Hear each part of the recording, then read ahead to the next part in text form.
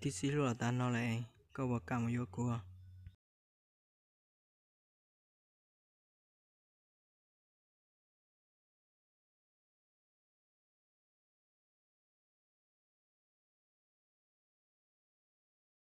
làm vợ anh nhé, anh có một bờ vai đủ rộng, một vòng tay ấm, một trái tim luôn thấu hiểu em.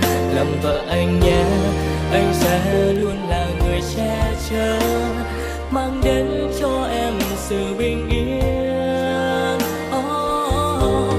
Dù mai mưa nắng, anh sẽ luôn là người.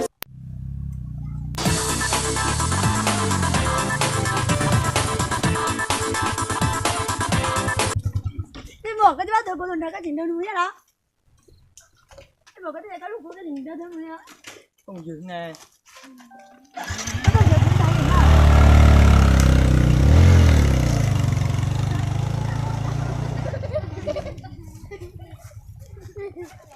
Chị học không gì chưa?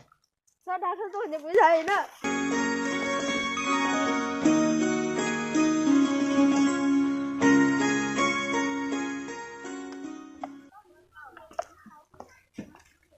Chào cô của. Cái chỗ qua tôi sẽ hay có món xe của cô. Gì đó?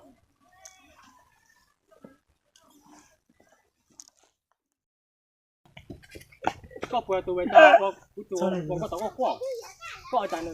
你这到要领地里查。你要给我多了，我说查你对了。哎，搞么真牛那是，多了。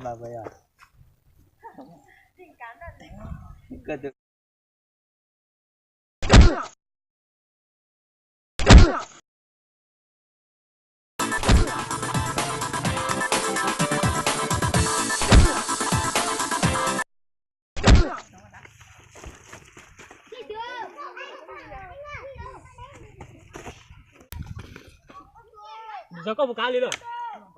Hả? Chỉ có một đi rồi.